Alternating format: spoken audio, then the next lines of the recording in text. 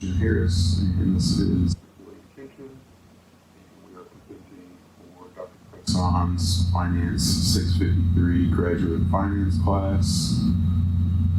Some assumptions about the project are that all of the data that we use was pulled from Bloomberg Terminal. Any dollar figures are shown in millions of dollars in USD. All of the data was the most recently available data, unless otherwise indicated, and the analysis was assisted with ChatGPT, where the data was anonymized to prevent any sentimental bias. The first industry that we used was enterprise software, and companies that we chose were DocuSign, HubSpot, Okta, PTC, and Viva. All of these had a primary category of application software in Bloomberg and were of similar stock price and enterprise value. So first, we'll take a look at liquidity for the companies. Here you can see that DocuSign and PTC, they both have liquidity ratios below 1, indicating potential liquidity issues and that their current assets may not be quite sufficient to cover their short-term liabilities. In the middle of the pack are HubSpot and Okta, both maintaining liquidity ratios above 1, suggesting a healthy ability for these companies to cover their short-term obligations.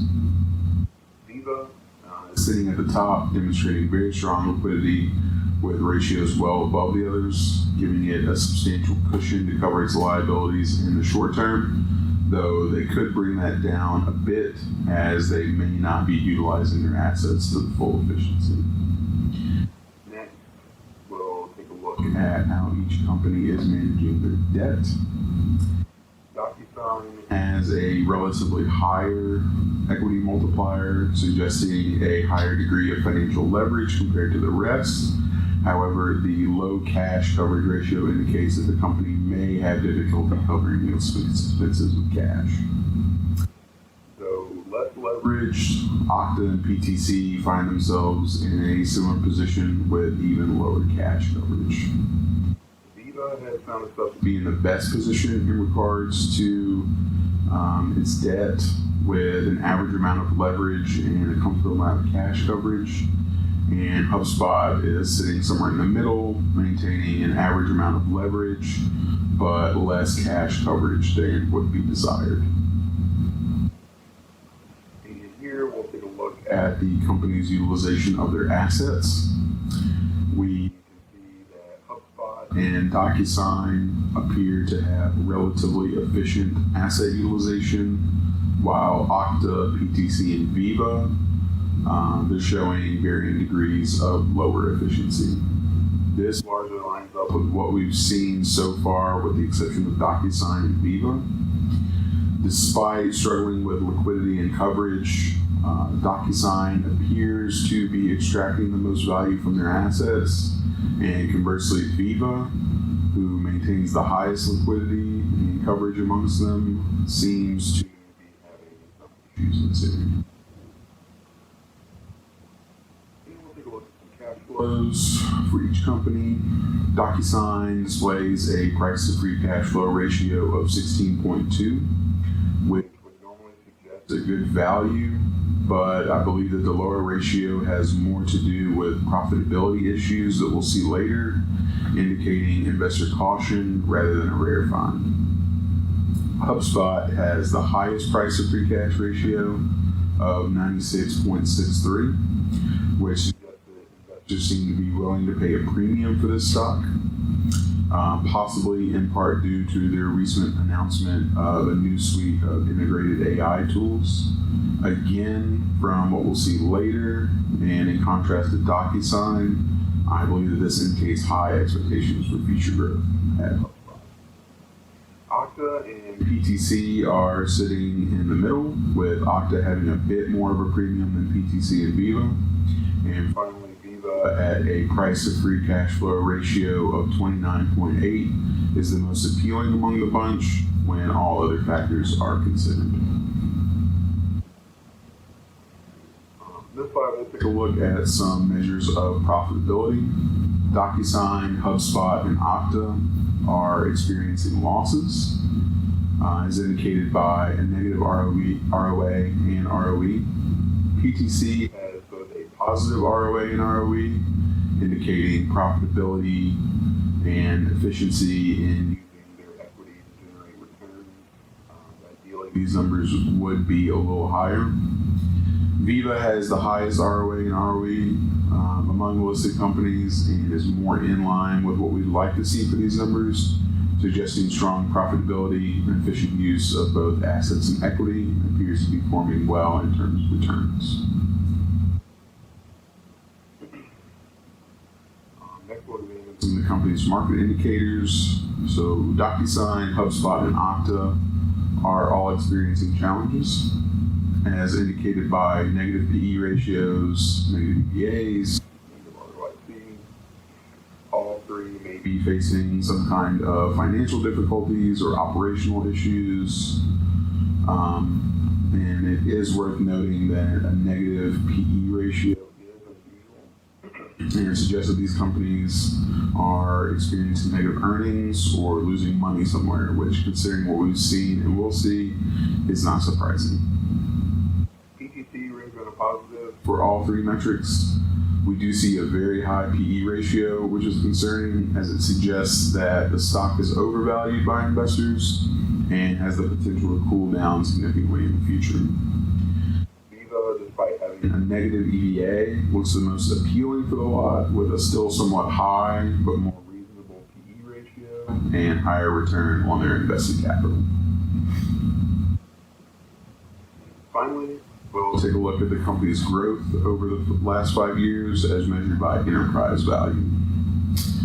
It's apparent that DocuSign and Okta have struggled to bounce back post-pandemic, with Okta's 2022 cybersecurity incidents having a visible impact. And if you recall our figures on cash flows, DocuSign's nosedive seems to be a driver of their low price to free cash flow ratio. Their decision to slash a large percentage of jobs earlier this year could have also sent a negative signal to the market, accelerating this effect. Okta pulled themselves up somewhat compared to DocuSign, but they're still in the red year to date and overall.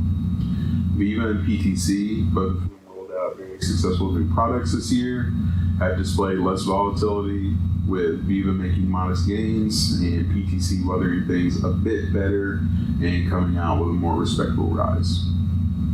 And finally, we see that HubSpot, through more volatility, is showing the greatest growth, especially recently when compared to the others, which again helps explain investors' willingness to pay a premium for this stock despite their other red flags. For the best pick for the investment in this category, we chose Viva.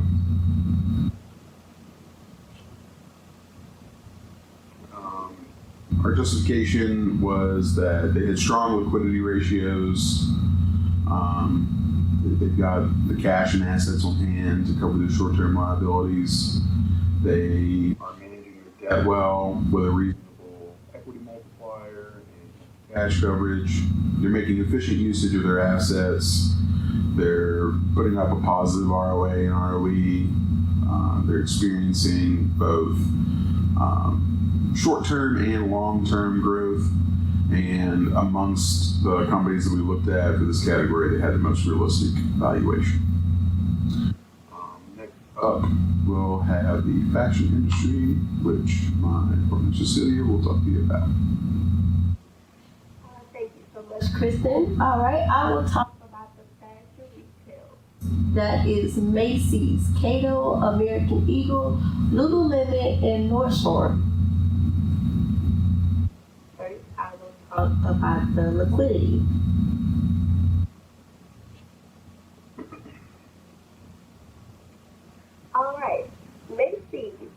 exhibit a current ratio of 1.2. It's indicated its assets to cover its short-term liability and its quick ratio of 0.24 and cash ratio of 0.18, suggesting ability to meet the obligation even if the absence of debt exists. Cato's, with a current ratio of 1.02, face challenges, particularly with a low quick and cash ratio. American Eagle, they have a total current ratio of 1.43, supported by a quick and cash ratio of 0.54 and 0.42, reflecting a well-balanced and secure liquidity position. Lululemon leads the way with their impressive current ratio of 2.1, indicating its ability to pay off short-term debt, coupled with a strong quick and cash ratio. Nordstrom, while slightly below the ideal current ratio, benchmark of 1.07, maintaining a modest quick and cash ratio of 0.32 and 0.23. It's indicating a fairly stable liquidity position.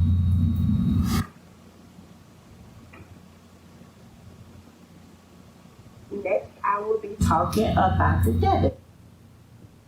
Let's see here. Macy's have a traditional approach to leverage with a relatively low liquidity multiplier of 5%, meaning that a small portion of the company's assets is financially through debit, reflecting a balanced financial structure. This suggests that the company may be limited in generating operating cash flow to cover its interest payments, which could be a point of concern.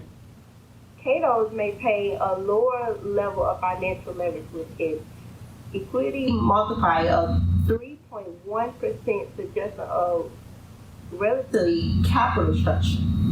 The low cash coverage of 0.05 raises concern about Cato's ability to meet debt obligations, showing political challenge in generating enough cash flow to cover interest payments.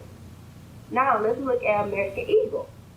American Eagle pursue a more leveraged strategy with an equity multiplier of 8.6%. It's a higher degree of financial leverage, allowing the company to return on equity, maintain a reasonable cash coverage of 0.22. American Eagle, on the other hand, covers an interest payment, balance the leverage approach with effective cash flow management. Lululemon adapted a bigger capital structure with a higher equity multiplier of 12.2%. Lululemon stand out because of their cash coverage, which is 1.34, showing a strong ability to cover debt obligation with operating cash flow. Now, the contrast with the higher leverage showing Casey effective cash management. Similar to Macy's, Nordstrom maintaining a modest equity multiplier of 5.1, suggests a balanced financial structure with a cash flow of 0.23. Nordstrom suggested a reasonable ability to meet interest payments, showing a stable financial position. Next, I will be talking about the assets management of these companies.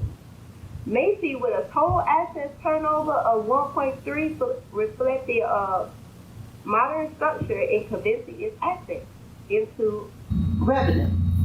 Cato's, with a slightly lower ratio of 1.1, suggests a comparatively lower structure and utilizes assets for sales generation. American Eagle showed a higher total asset turnover at 1.4, showing a more effective use of assets to generate sales. Lululemon and Nordstrom both share a total assets of 1.6, suggests a high level of structure converting assets into revenue compared to the other companies. Next, I'll be talking about the cash flow of the company. Now you see here, Macy's and Cato's have the same free cash flow of $498 million, but their price FCF are different, which makes it indicate a moderate relative to its cash generation. Cato's is more favorable with a lower price FCS, which is 5.1. American Eagle showcased free cash flow of $581.4 million and a reasonable cash to FCF, suggests a balanced market. Now, Lululemon stands out more than all the other three companies. Their FCF is $969.3 million and a higher price to FCS ratio, reflecting strong investors but politically raising concerns about overestimating. Nordstrom with FCS of $290 million, maintaining a moderate price to free cash flow ratio. Is reasonable value position in the market. Now, I will be talking about the profit of these companies.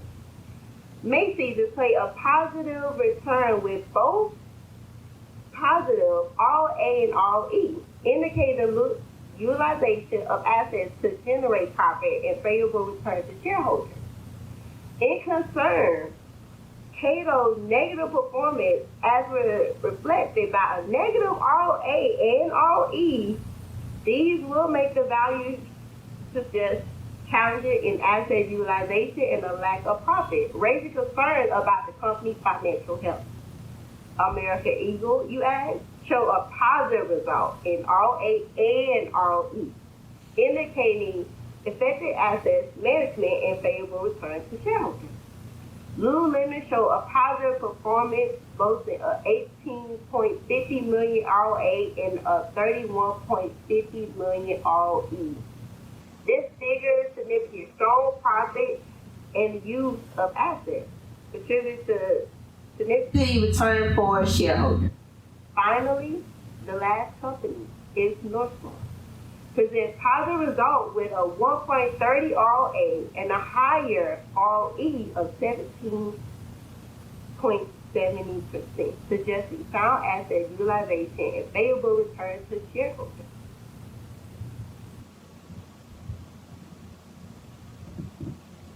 Now I'll be talking about the market. Macy's have a PE ratio of 5.6, a positive EVA, and an ROIC of 8.8. That means Macy's appears to have a reasonable profit and capital utilization without a net income. It's challenged to the ROA and ROE. So, Cato's, the absence, by they don't have no PE ratios, it's extremely that their EVA is a negative, suggesting that they have financial challenges. The lower ROIC of 1% indicated the capital utilization. American Eagle has a PE ratio of 13.9, a negative EVA, and an ROIC of 7.07%. American Eagle seems to face profit challenge, but its capital utilization is related to better than Cato's. Lululemon has a high PE ratio of 40.1, a positive EVA of 106.18, and a robust ROIC of 20.77%, indicating strong profit and capital utilization. Although the existing ROA and ROE value are needed for more. And also for the last but not least, Nordstrom, with a PE ratio of 6.3, a highly negative EVA, and a relatively low ROIC, Nordstrom may face challenges in both profit and capital utilization. Right now, I will talk about the growth rate over the past 5 years of these companies. Macy experienced a mixed performance, starting with a contrast in 2020 through 2021, reflecting the indicated disturbance caused by the pandemic. While it shows recovery in 2021 through 2022, its challenge resurfaced in the sequence year, including a notable decline from the beginning to the end of 2023, resulting in a 5-year growth of a negative 17.9%. Cato's faced shift in growth with a contrast in 2020 through 2021. And it did a recovery in 2021 through 2022. But it did challenge position worsened by the ongoing impact of the pandemic, result in a 5-year growth of a negative 16.0%. American Eagle showcased strong growth in 2020 through 2021, possibly capitalization of shifts in consumer behavior during the pandemic. Although facing a decline in 2022 to 2023, the company exhibited resilience, ending the 5-year period with a growth of 20.4%. Lululemon overgoes all these companies just because it did a significant spike in 2020 through 2021 and its oppressive growth from the beginning to the end of 2023. Suggesting adaptation in navigating pandemic uncertainty and achieved a 5-year growth of 44.9%. The last company, you may ask, Nordstrom, faced a services challenge during the pandemic with the service contract in 2021 through 2022. Mostly the whole entire year, it did have an effect. But it did have a decline of a 5-year period of a negative 47.7%.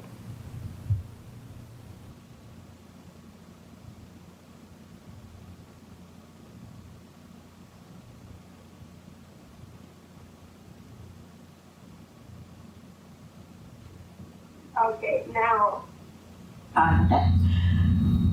the company that I chose was the best one to choose out of all these companies is Lululemon, just because they have a strong brand positive. You heard everything that I have talked about with the marketing, the cash flows, all that good information. This is the reason why I chose Lululemon. Because of the great free cash flows and the cash coverage, efficient use of assets, a higher ROA and ROE, and by their 5-year growth than the other companies.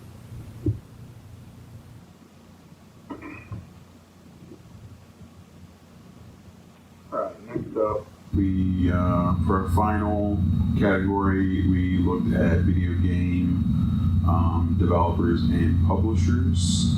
For the companies we chose, we have Electronic Arts, Activision Blizzard, Tencent, Ubisoft, and Capcom. Getting into it. Once more, we'll take a look at liquidity for these companies. Here we can see that EA and Tencent are less than ideal, and that they have current ratios over 1. They're both struggling a bit with their cash ratios. And in addition, Tencent is struggling slightly with their quick ratio as well. These two companies may have some issues covering themselves in the short term. Ubisoft and Capcom are both holding steady in the middle, both with healthy ratios. The Capcom could stand to bring their current ratio down just slightly and maybe invest some of their assets into some projects where they can be making more effective use of them. Next, we'll take a look at that. Tencent has quite a high equity multiplier, being leveraged double the amount of the next highest company. That, coupled with the lowest cash coverage amount amongst the group, should be a big red flag that they are over leveraged and will likely have trouble meeting their commitments in the future. Though half as leveraged as EA,